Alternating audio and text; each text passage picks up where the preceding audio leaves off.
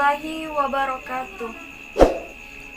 Yang terhormat Bapak Syahrul Ramadan MPD selaku dosen mata kuliah Bahasa Indonesia dan teman-teman yang berbahagia.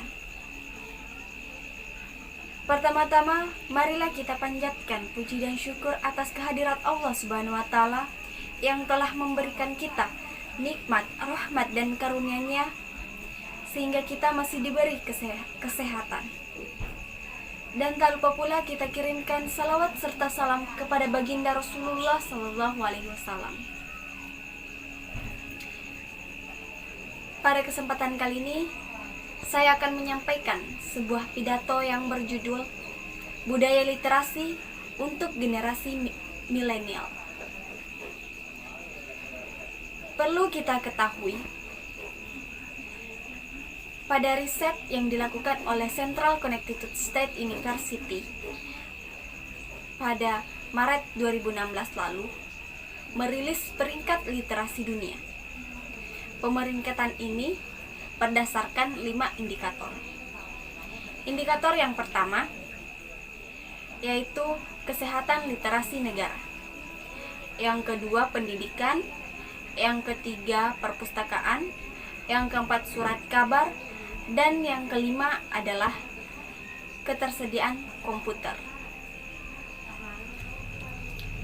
Baik, negara tercinta kita ini, negara Indonesia, berada pada peringkat ke-60 dari 61 negara. Indonesia masih mengungguli negara Botswana, di mana negara Botswana berada pada peringkat terakhir.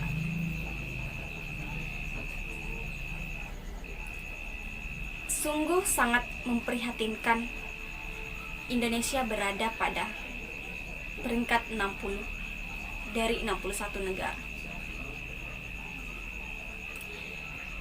Pada saat ini kita hidup di zaman paradoks, di mana teknologi menguasai manusia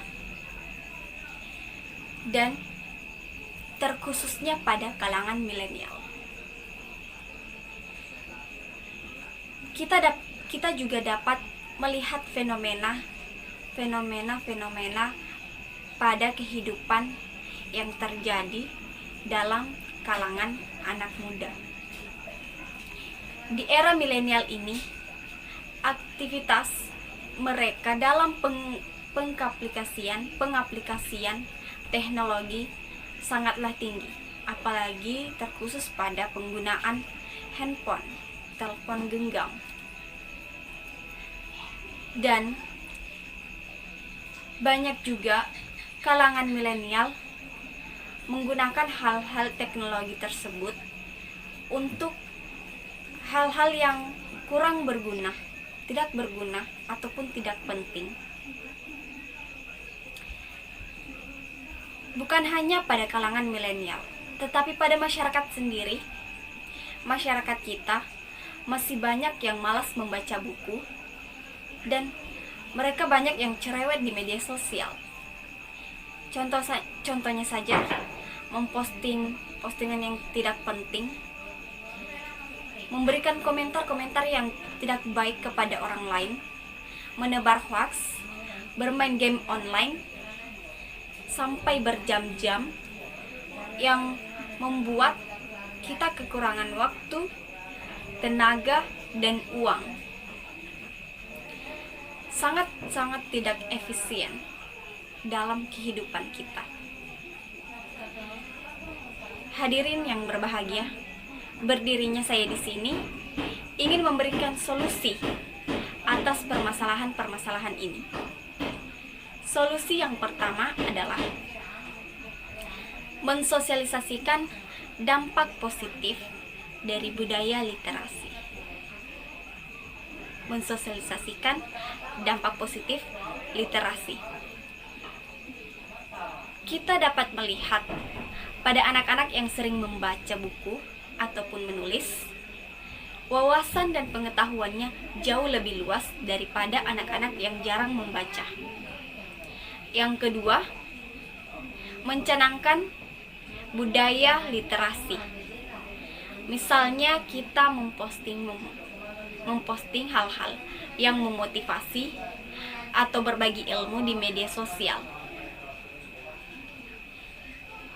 Dan tidak dapat dipungkiri, mungkin banyak dari anak-anak muda ini mengambil hasil tulisan dari orang lain yang bersumber pada Google.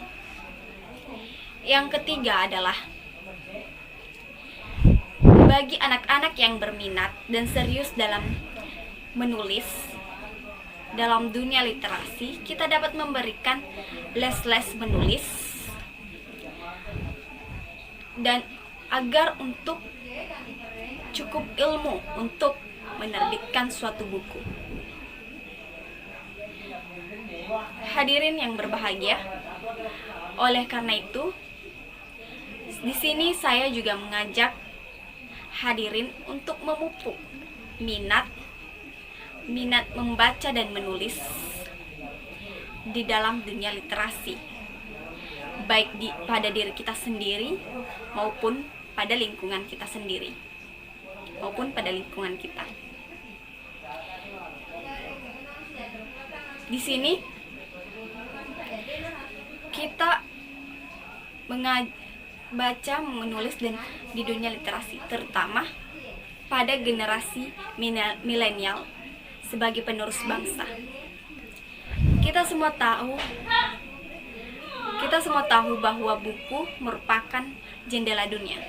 Buku merupakan jembatan ilmu. Dan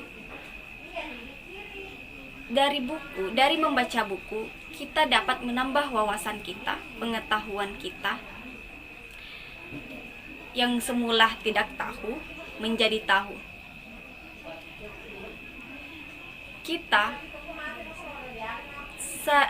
Saya memiliki cara agar budaya literasi dapat tumbuh pada diri kita maupun lingkungan kita.